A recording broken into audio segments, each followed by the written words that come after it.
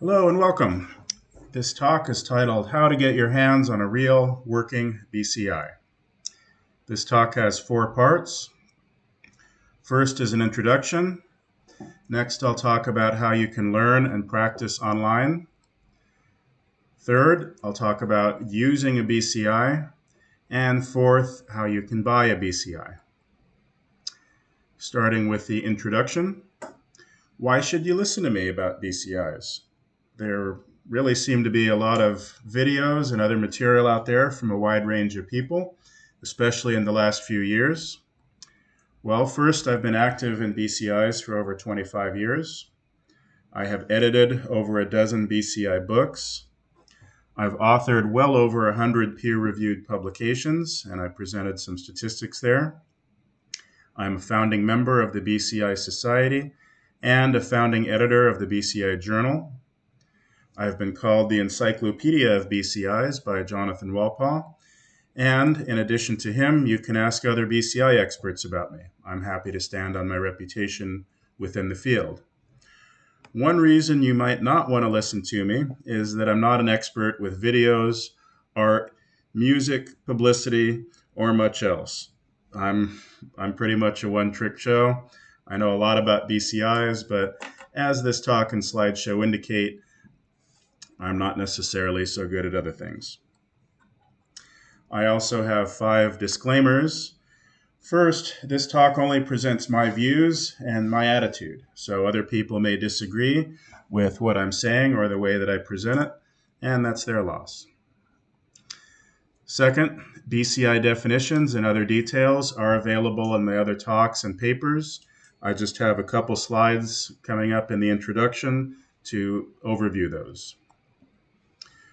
Third, as of recording, meaning now, I got no money for this talk in any way and didn't ask for any. I'm also not on any grant, so there's no entity that's paying me indirectly somehow to produce this video. I don't expect to make any money aside from monetizing this video, and I don't expect it'll be all that big a moneymaker. As I'll demonstrate shortly, I'm mainly just doing this to help the BCI community, especially newcomers in the field.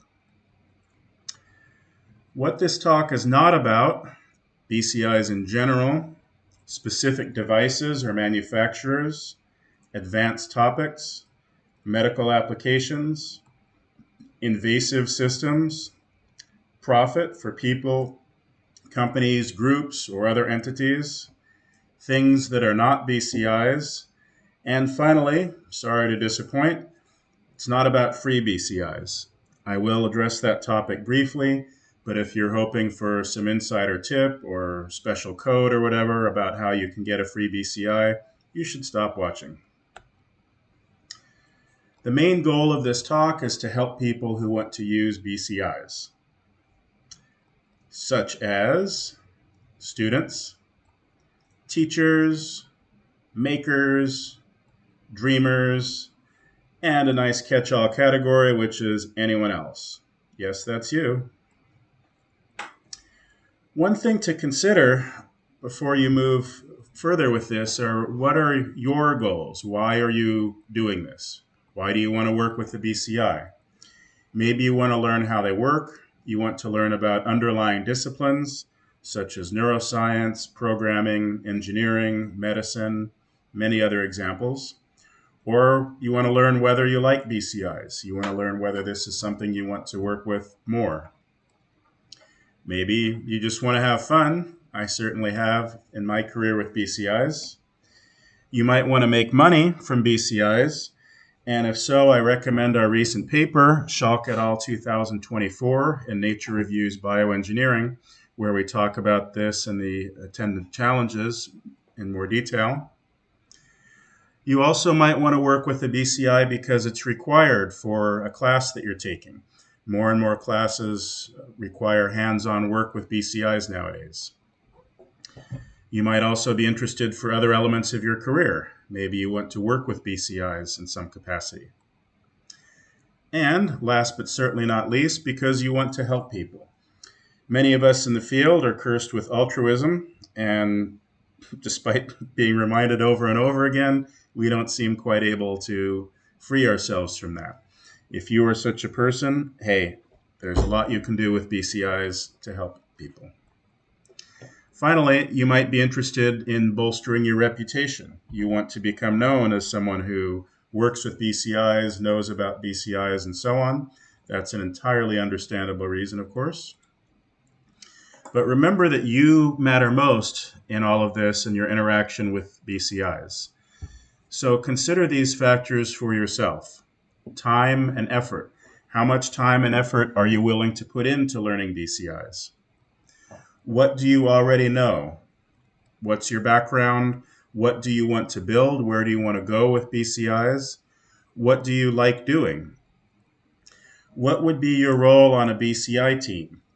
So most BCI endeavors involve teams of people with different disciplines. Do you think you want to be on a team? And if so, what would you do? And also consider available support. Who is available to help you? Is it just teammates? Do you have teachers, professors, friends, other sources that can help you? If not, that's fine. A lot of people can get by without support.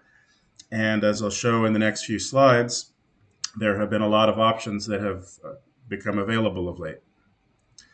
But before those, I have the aforementioned two slides that just introduce BCI systems and what they are. This is from the most heavily cited paper in our field. It's called Walpaugh et al. 2002. And even though it's over 20 years old, it's still an excellent reference. It makes a lot of points that are still valid today. BCIs have four components, which are called input, signal processing, output, and an operating protocol. The operating protocol is not really shown in this figure, but reflects how these different components interact with each other and interact with the user. My next slide shows the first author, which is John Walpaugh, and so this slide here shows the second author, Dennis McFarland. And Dr. Walpaugh and his wife, also named Dr. Walpaugh, updated their 2002 definition in a textbook they produced in 2012, and it pays attention to the different applications of BCIs. They note that BCIs can be used to replace functions that have been lost, to restore functions that have been impaired, that is, for the ability to use a hand or grasp.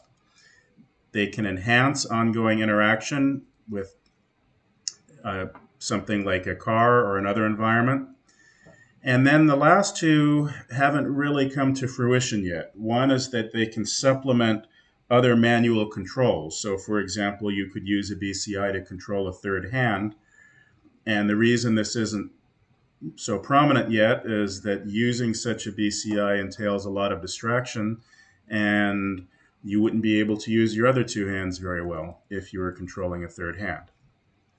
Finally, on the bottom, you see the option of improve, and this means that you are improving functions beyond your normal abilities. For example, you learn how to move better or remember better, pay attention better, and of course, this is an appealing direction, but again, we don't see a lot of such BCIs yet. I would recommend 3 phases if possible, and this gets toward the rest of my talk. First, use BCI tools that are available online. Then, use somebody else's BCI, and only then, buy one. Before I get into the next sections, though, I want to provide a little information about why using BCIs, especially EEG BCIs, is easier every year. This is an example of EEG technology in the 1940s. No, I was not alive back then. And if I were, I would probably be pretty frustrated trying to use systems like those. This is in 2001 at my laboratory at UCSD. I was just a graduate student at the time. And you can see that we're goofing off a bit. I should note that one of the people in this picture is my old friend, Andy Weir, who's Not so much known for BCIs, but he did write The Martian and Project Hail Mary and lots of other things. But let's look at some of the technologies in this picture, and these were cutting edge at the time in 2001. First, it's using passive gel-based electrodes. So you had to put electrode gel in each of the electrodes to get a decent signal and required some other time for preparation. You notice that there are cables from the cap to the amplifier. So we have two different systems there, and that's how they work. And I mentioned Andy already. And of course, I should clarify, as should be obvious, this was just a joke. It was a silly picture. The person there is not actually suffering in any way. And I've already mentioned him, so there he is again. Next, here's an example of EEG technology from only a couple years ago. 2 years ago, I was at the University of Timișoara as a visiting professor. This is in Romania. And so here's a picture of me being silly as usual and some of the students who were working with BCIs. Instead of passive gel electrodes, we're showing active dry electrodes. So many EEG electrodes today do not require gel, and they use active technology, which means you're passing a current through each electrode. So you can do a lot of signal processing right when you collect the data, which helps a lot. They're using wireless caps. Notice that there aren't these cables leading from a cap to an amplifier. And therefore, these systems are much more portable. So I worked with a patient in New York when I was at the Walpole Lab in 2003, and we needed a suitcase to transport the amplifier and other equipment to his home, and that's just no longer necessary. Next, I'll move on to section 2, which is work you can do online. What can you do online to learn about BCIs and maybe get some practice? This is not exclusively online, it's mostly. The mostly term is a reference to Aliens in 1986. If you haven't seen that, what's wrong with you? Well, what's out there? What's available to people who want to learn about BCIs online? Well, there are lots of online guides, lectures. For example, you can find some from the National Center for Adaptive Neurotechnologies. There are also many videos out there and examples. And earlier I mentioned that I was involved with book editing. Many of these books are summaries of the projects from the annual BCI Award. And this annual award nominates and then chooses winners from some of the best projects in BCI research that year. So each of these books contains several examples of successful projects, and you might check these out and say, hey, that's inspirational for me. I want to do something like that. Or you might even think I have a newer and better idea. That's what science and engineering is all about. There are also a lot of examples of online exercises of various types, and there are quizzes and tests with solutions. As far as other sources that are both online and in person, I mentioned books already. So you can find the BCI Research Award books online or also in print. A lot of companies make materials to help teach you about BCIs. Of course, they tend to be biased toward BCIs that company produces, but that doesn't mean that they're bad materials. There's actually a lot of good educational materials, including videos and manuals, that can be helpful. Universities are increasingly teaching about BCIs. That's actually part of why I'm here in Buenos Aires right now, as I finished teaching a class on a Fulbright Specialist Award, and I was helping a university try to develop a program so they could teach BCIs regularly. And this has been a big interest of mine. I'd like to accelerate BCI teaching, just like there used to be no class in computer science only 100 years ago. Then there were classes, and then you could have programs of concentrations and majors and even get a degree and finally a PhD. And now most universities have a computer science department, and there are a lot of subcomponents of that that are taught. And I think you'll see a similar progression with BCI teaching. There are a lot of organizations out there to help with BCIs. I've already plugged the BCI Society, but that's certainly not the only one. There are many online course providers, clubs and organizations. One example is Neurotech X, and conferences. So there are new conferences being held often. As of now, the next big one that's scheduled is the next BCI meeting, which will be in Banff, Canada in June 2025. But there are also quite a lot of recordings of material from other conferences that you can find online. Many, many talks and lectures of varying quality, and this one is also of varying quality. You can also find many discussion groups out there that are devoted to BCIs. And websites. Lots of other websites are out there. I would also recommend checking out sources that have raw data. So if you want to work with BCIs, you will be working with data, and specifically data recorded from people's brains. One of the classic sources of data is from the BCI competitions, which have been out there for over 20 years. These were originally organized through a group in Berlin, hence the BBCI for Berlin BCI. And a lot of these have led to papers. So you see a lot of publications out there saying, we've used one of these standardized data sets from this BCI competition, and we've tried a new approach, and here are the results. That's certainly not the only source of data out there, and more seem to be available all the time. These are some examples of them, and I'm not going to read off each one of them, but a lot of these groups have data and other tools you can use, including platforms for BCIs and other types of software. I put a couple on the bottom in red because they're not really maintained or active anymore.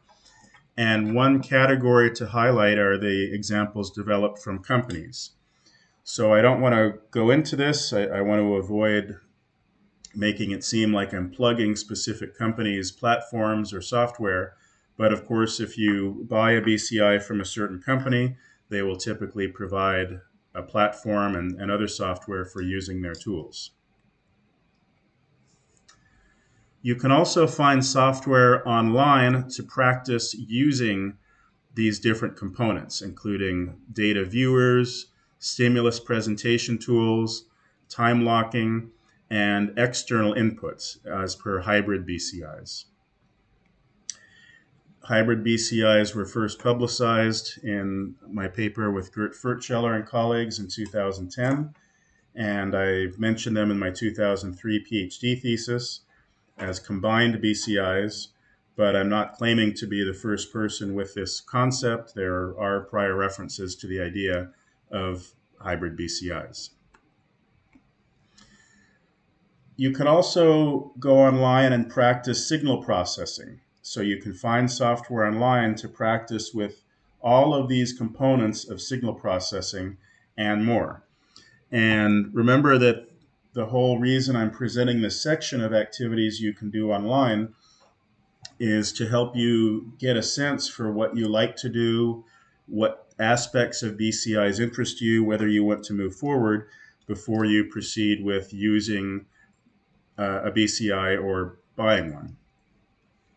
On the other hand, these are not necessarily required. So if you're looking at this page and you're thinking, oh, I don't want to do any of these things, that could be okay. You can work with other people who have signal processing expertise, and maybe your contribution is instead to the design of the interface or the interaction with patients and the medical components of a BCI and so on. And it's the same with output. You can also practice using different outputs. These are examples of outputs that are commonly used, and pretty soon I'll present more examples of other devices. You can also find online software to explore operation. These are, again, many components of operation that may or may not interest you. If they don't, that's okay.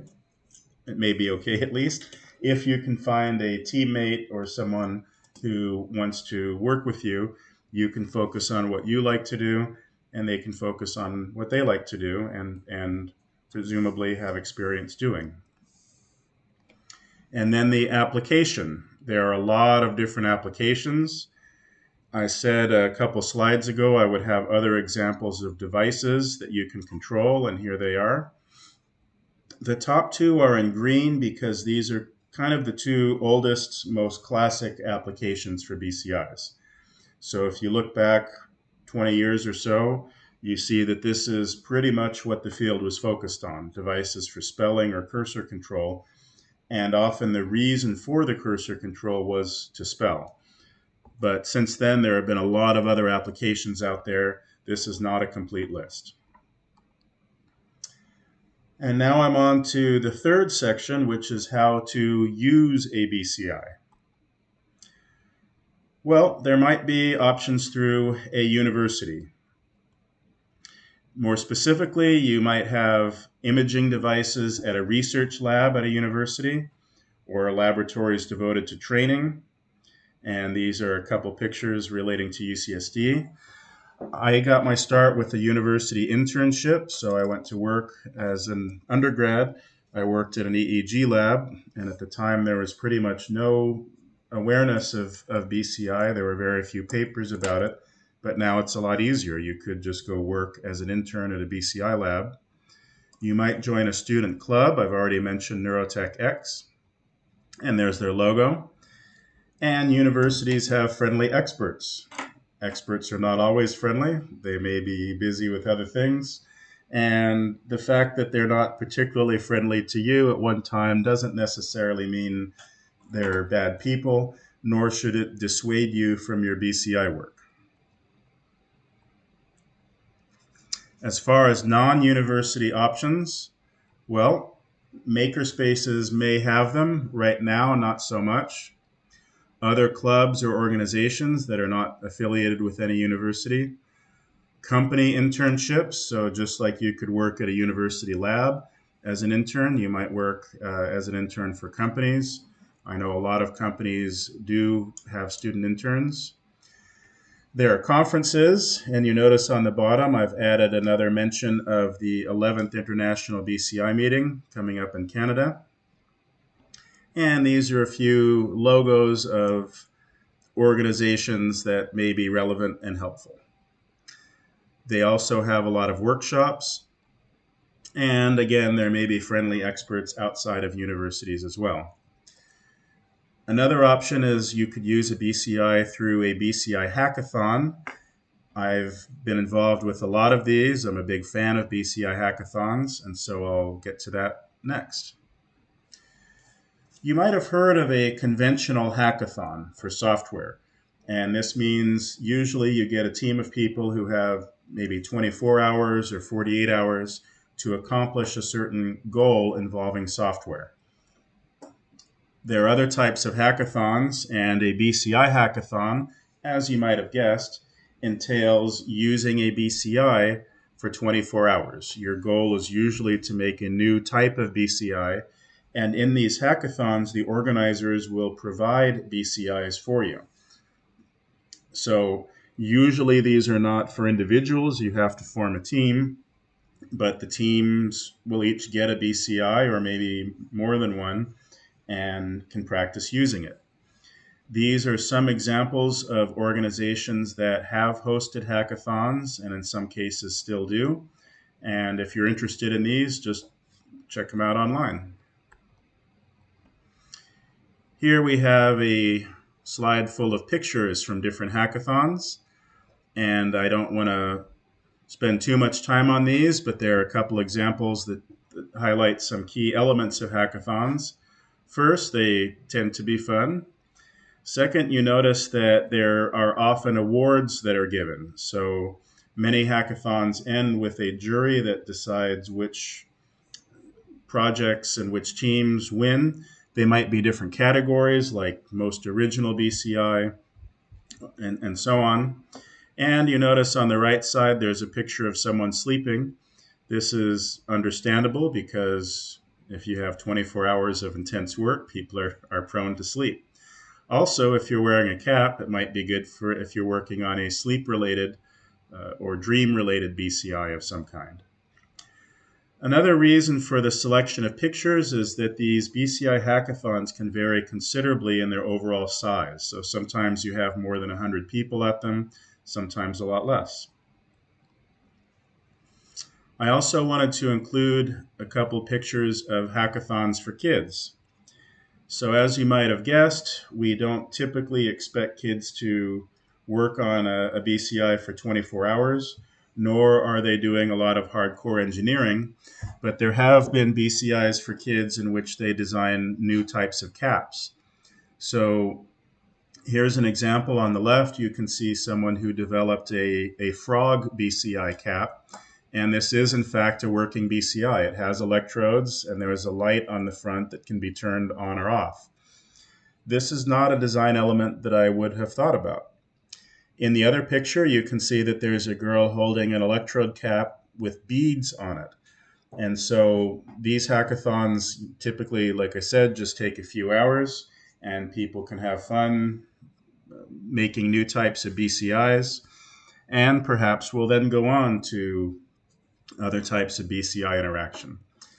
And I certainly don't want to downplay the importance of fashion or cosmesis in BCI design. There's been a lot of effort to make BCIs sort of more friendly and approachable, and therefore designing new types of caps is worthwhile.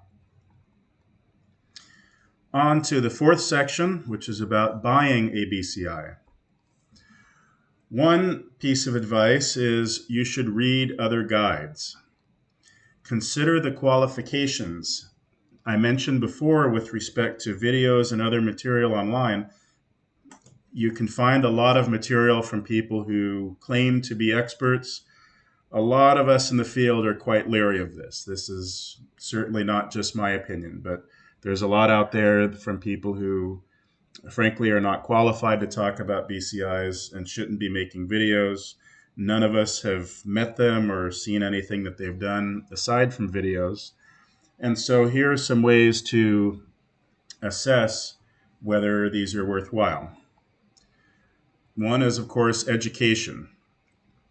Do they have a degree in something? Do they have a PhD, a bachelor's degree? What is their education in? What types of other training do they have?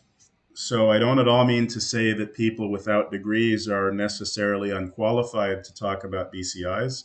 You can learn about them other ways. What is their work history regarding BCIs, of course?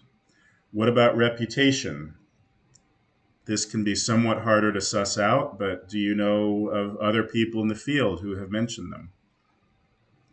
When did they start working with BCIs? Is it something they've only been doing for a few months? Did they just jump on the BCI bandwagon because they saw something from Neuralink? Or have they actually been involved in the field for decades? How many peer-reviewed papers do they have? So to publish a peer-reviewed paper, you have to convince peers, which means other experts in the field, that you're worthwhile, that you have something to contribute, that your paper merits attention. And so that's a good way to determine value. What about their BCIs? Have they ever built a BCI? Have they used one? If not, well, that matters. And different components, like not only how many have they made, but are they any good? How are they relevant to you? And what are their roles in making those BCIs? That is, were they the project lead? Were they interns? What disciplines or skills were they performing? Were they, for example, Were they responsible for making the BCI work with a certain output device? Were they doing signal processing? Were they trying to improve the appearance or design of the BCI or the interface with the users, and so on? In addition to authors' backgrounds, I recommend considering their motives. Will they make money? How do they stand to profit from you using or buying their BCI? Do they disclose any profit motive? So that's a major reason why I have the disclaimer slides up at the beginning of this. Do they have some other agenda?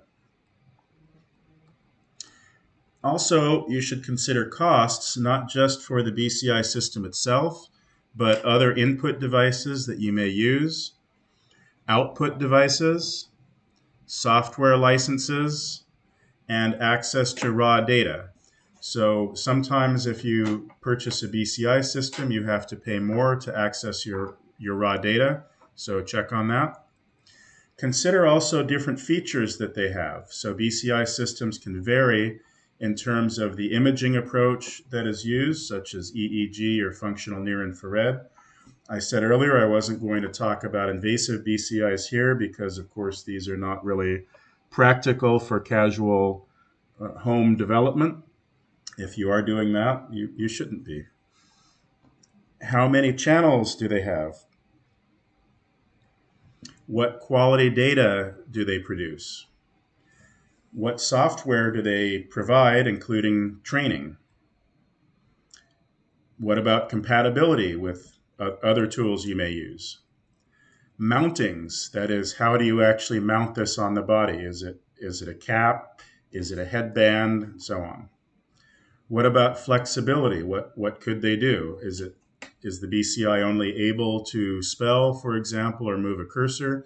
And more you're seeing BCIs that are highly flexible. You can buy a BCI from most manufacturers now, and you can adapt it to do lots of different things.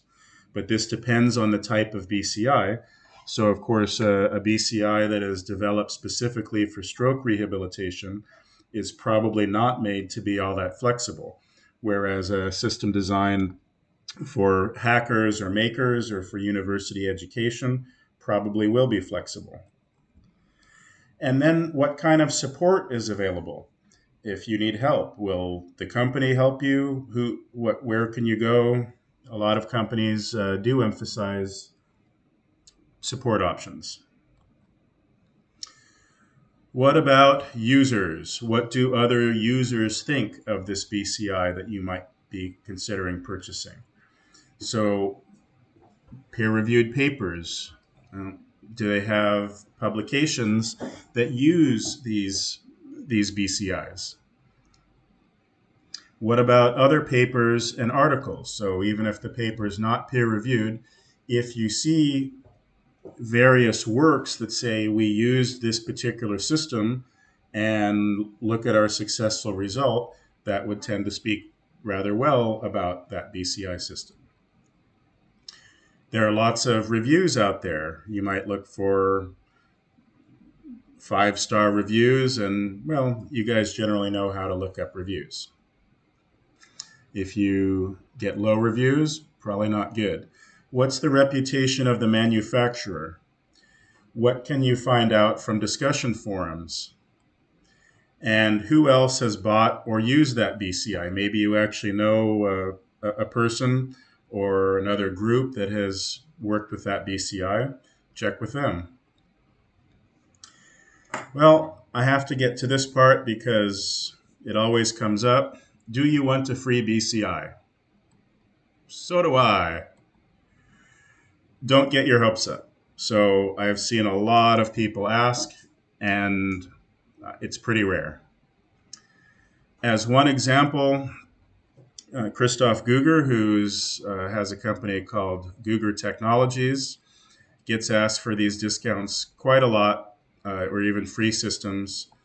And I'll explain the underlying math about that and how much he changes his underwear. No, I won't. That was a joke. I will not explain that here or ever.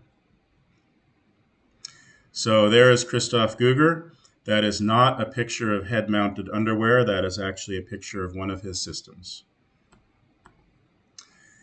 If you are trying this angle, you might have a better chance, still a very low chance, but a better chance if first you work for them somehow.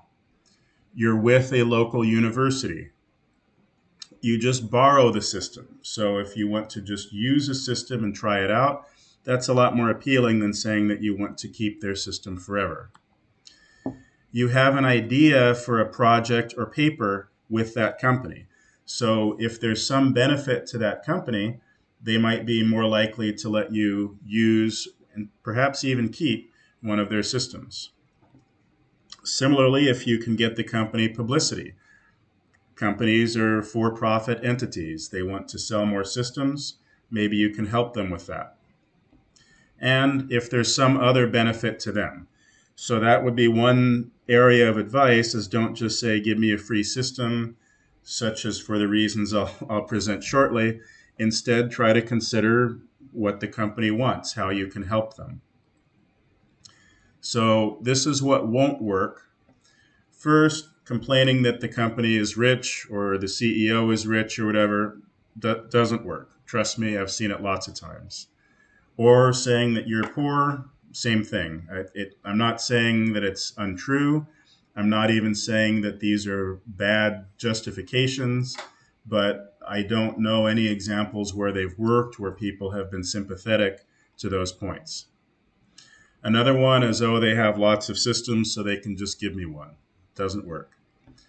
They owe you for some reason, and in particular, the idea that they owe the academic community or the research community.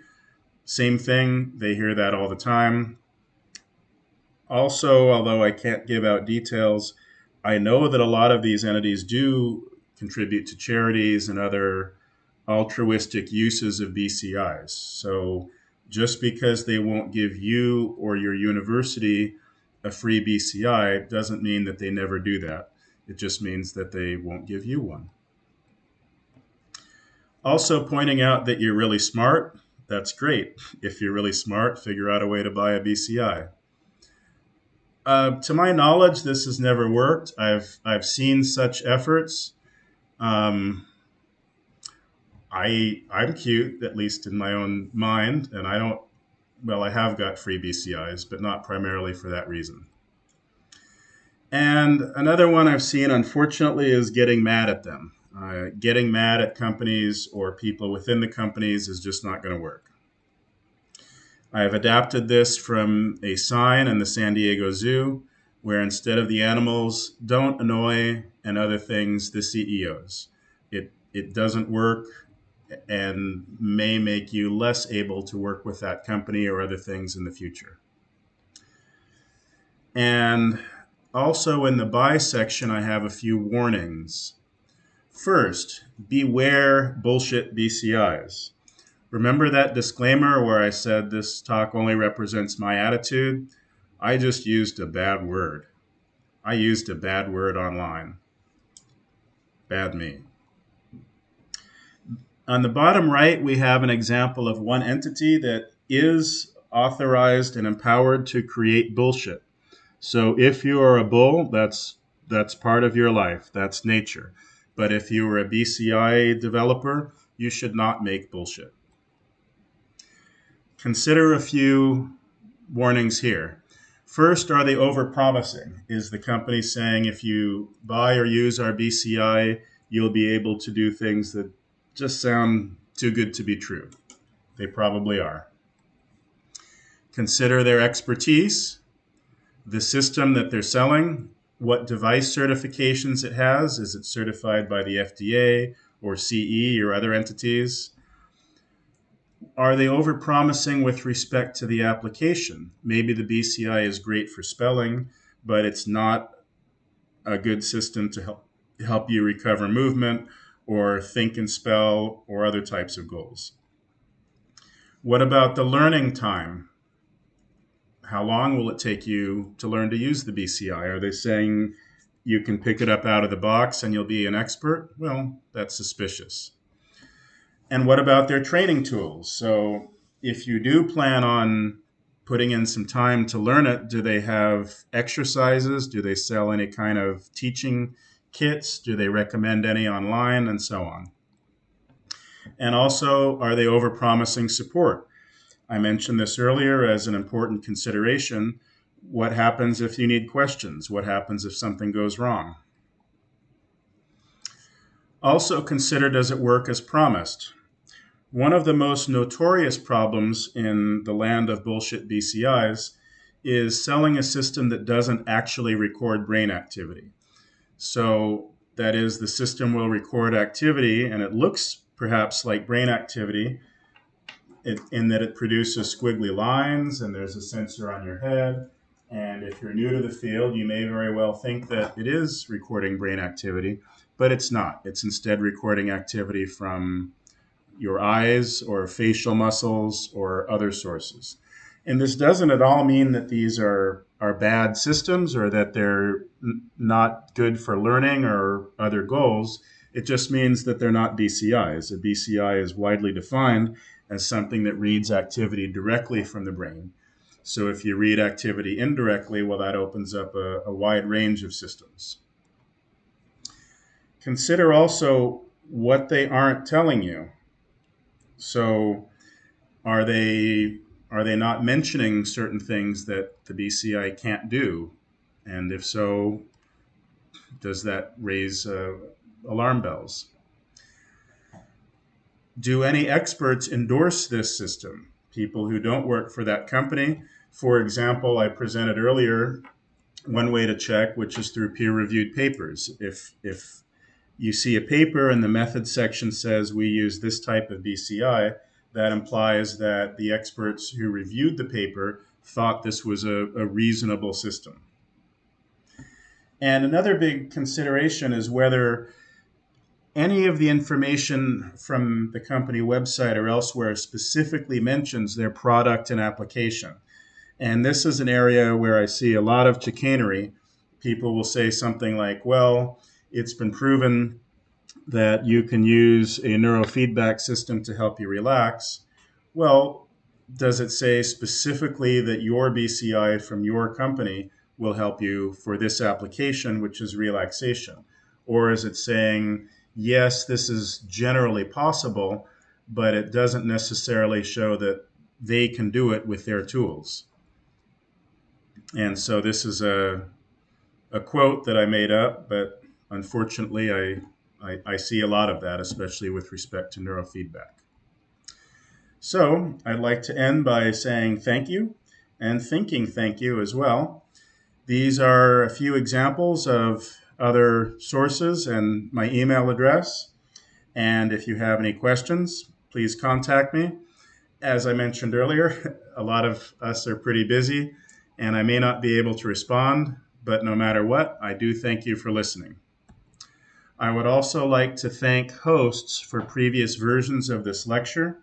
So these are a few examples of where I've given this talk before or slightly different versions of this. I also wanted to thank the author who developed these slides. Her name is Cecilia. You see her on the bottom left. This is an example of an interdisciplinary collaboration. So she is a professional artist, and there's no way I could have come up with this slide design. That was through a project called Future BNCI that I led that was funded through the European Commission in the 7th framework. So thanks to them as well. And finally, if you want more, please like, subscribe, and comment. Funding is always welcome too. I mentioned earlier I'm not expecting to get any, so that's okay. I also plugged one of my online sources. And as mentioned earlier, this is my first full edited version of any video.